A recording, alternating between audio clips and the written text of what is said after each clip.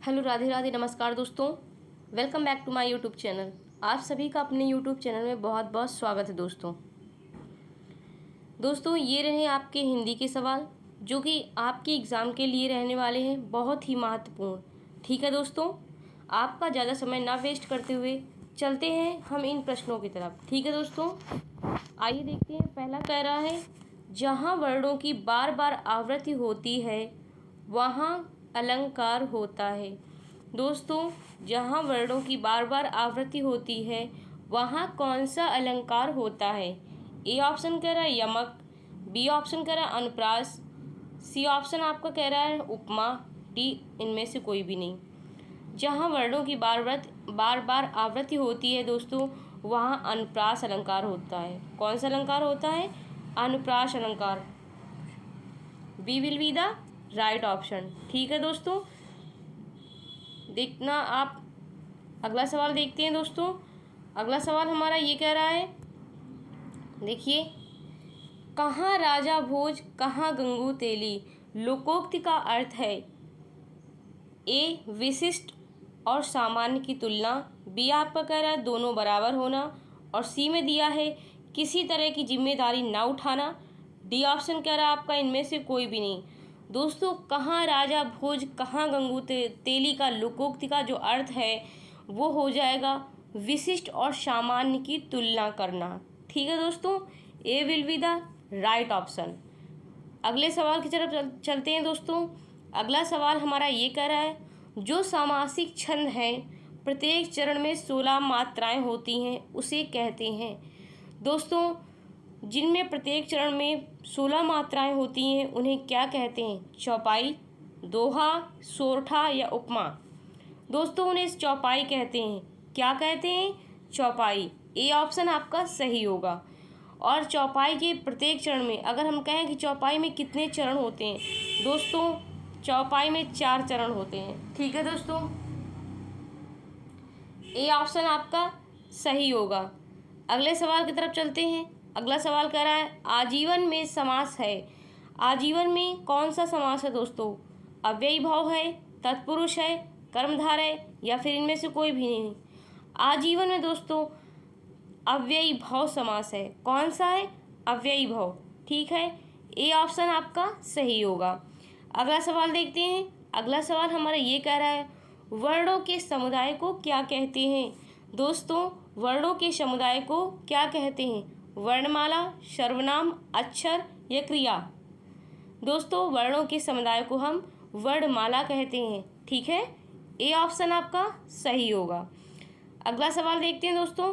अगला सवाल कह रहा है, इनमें से स्त्रीलिंग शब्द बताइए।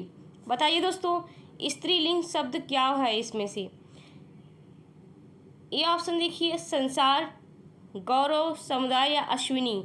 दोस्तों, स्त्रीलिंग जो शब्द है वो अश्विनी होगा। कौन सा होगा?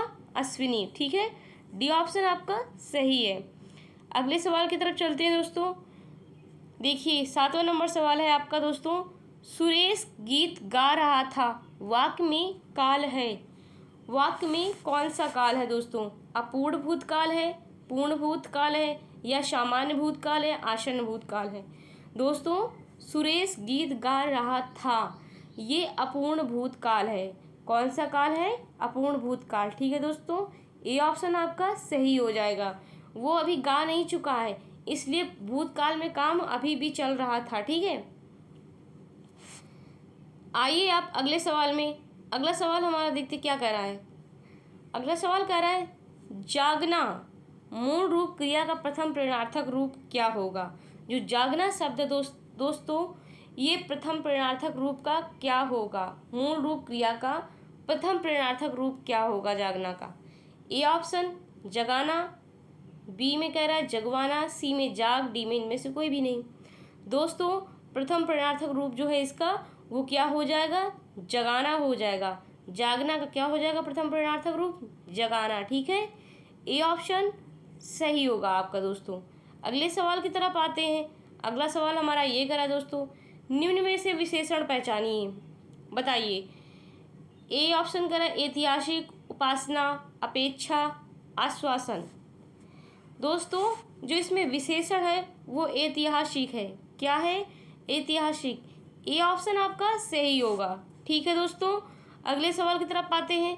अगला सवाल कह रहा है छाती के बल चलने वाला के लिए एक शब्द है।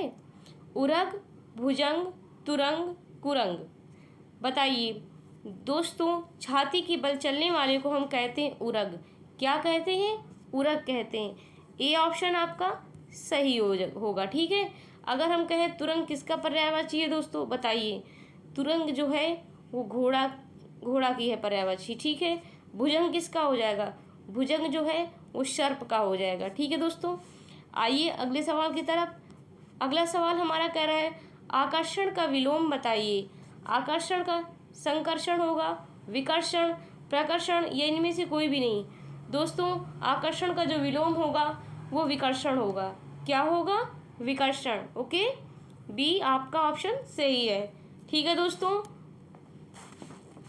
दोस्तों, मेरी वीडियो बहुत ही छोटी रहती है जिसमें से हम अच्छा कंटेंट बताते हैं आपको।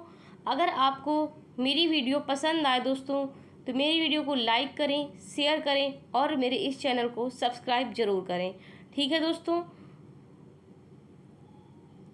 आपके एक कमेंट से हमें मोटिवेशन मिलता है। ठीक है दोस्तों, आइए आपका ज़्यादा समय ना वेस्ट करते हुए हम चलते हैं अगले सवाल की तरफ। ठीक है दोस्तों, अगला सवाल हमारा ये कह रहा है दोस्तों उपेक्षा का विलोम है। उपेक्षा का विलोम क्या होगा दोस्तों? सापेक्ष होगा, अपेक्षा होगा, आदर होगा या सम्मान होगा? उपेक्षा का जो विलोम है दोस्तों वो अपेक्षा होगा। क्या होगा? अपेक्षा। बी ऑप्शन आपका सही है।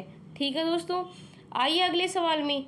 अगला सवाल कह रहा है लोकायतन किसकी रचना है? बताइए, लोकायतन किसकी रचना है? ए ऑप्शन कह रहा है सुमित्रा नंदन पंत, महादेवी वर्मा या जयशंकर प्रसाद, या फिर इनमें से कोई भी नहीं। दोस्तों, लोकायतन जो रचना है वो सुमित्रा नंदन पंत की है। ठीक है, ए ऑप्शन सही होगा। और महादेवी वर्मा की नीरजा हो गई, यामा हो गई। ठीक है, जयशंकर प्रसाद की कामायनी बहुत ही फेमस है। ठीक है, आइए आप अगले सवाल की तरफ दोस्तों। अगला सवाल हमारा ये कह रहा है मेरी जीवन यात्रा किस रचनाकार की आत्मकथा है? दोस्तों, मेरी जीवन यात्रा किस रचनाकार की आत्मकथा है? यशपाल की है, राहुल शंकराचार्य की, मोहन राकेश या आगे की? मेरी जीवन यात्रा दोस्तों राहुल शंकराचार्य की है। किसकी है? राहुल शंकराचार्य की। बी ऑप्शन आपका सही है। देखिए 15 नंबर सवाल। 15 नंबर सवाल में अरुण का अनेकार्थी शब्द पूछ रहा है। अरुण का अनेकार्थी शब्द है सूर्य है, आकाश है, सोना है या फिर गोद है? दोस्तों, अरुण का जो अनेकार्थी शब्द है वो क्या है? सूर्य है। ठीक है दोस्तों, ए ऑप्शन आपका सही होगा। आइए 16 नंबर सवाल में। 16 नंबर सवाल में कह रहा है पुरुषवाचक सर्वनाम। देखिए, पुरुषवाचक सर्वनाम का भेद नहीं है। कौन सा पुरुषवाचक सर्वनाम का भेद नहीं है दोस्तों? ए ऑप्शन में अन्य पुरुष, मध्यम पुरुष या फिर उत्तम पुरुष या अति उत्तम पुरुष? दोस्तों, अन्य पुरुष भी है, मध्यम पुरुष भी है, उत्तम पुरुष भी है। ये आपका जो है अति उत्तम पुरुष ये नहीं है। डी ऑप्शन आपका सही होगा। ठीक है दोस्तों, 17 नंबर सवाल में आइए। 17 नंबर सवाल करा मागधी किस भाषा को कहा जाता है? मागधी किस भाषा को कहा जाता है दोस्तों? बताइए, पाली को, प्राकृत को, संस्कृत को या फिर हिंदी को? दोस्तों, मागधी जो है वो पाली को कहा जाता है। ठीक है, पाली को कहते हैं। A will be the right option. ठीक है दोस्तों, आइए आप अगले सवाल में। अपभ्रंश के कितने भेद हैं? अपभ्रंश के कितने भेद हैं? 7 हैं, 5 हैं, 3 हैं या 10 हैं? दोस्तों, अपभ्रंश के 3 भेद हैं। ठीक है, आइए अगले सवाल में आप। अगला सवाल हमारा कह रहा है निम्नलिखित में संयुक्त वर्ण नहीं है। कौन सा दोस्तों संयुक्त वर्ण नहीं है ये बताइए आप हमें।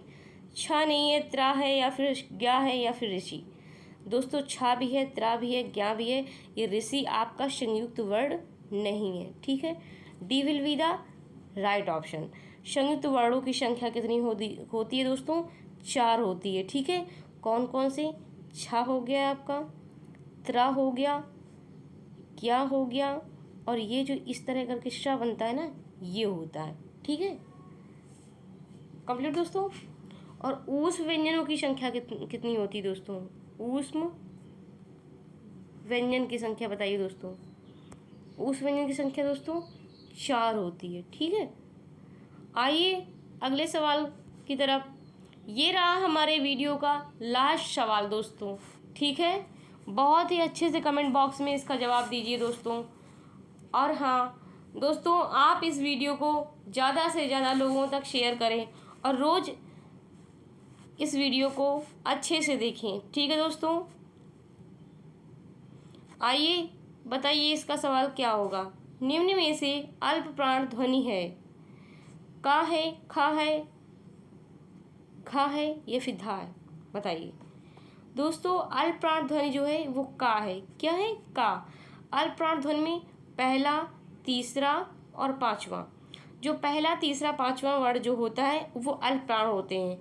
और अगर मैं आपसे महाप्राण के बारे में पूछूं, महाप्राण वर्ण कौन से होते हैं दोस्तों? महाप्राण वर्ण जो होते हैं दूसरा और चौथा होता है। ठीक है, तो इसमें सही ऑप्शन आपका हो जाएगा ए ऑप्शन, आपका राइट ऑप्शन है। ठीक है दोस्तों, मेरी वीडियो आपको अगर अच्छी लग रही हो दोस्तों, तो मेरी वीडियो को ज़्यादा से ज़्यादा शेयर करें और कमेंट करें। ठीक है दोस्तों, thanks for watching my video. नमस्कार दोस्तों, जय हिंद एंड जय भारत।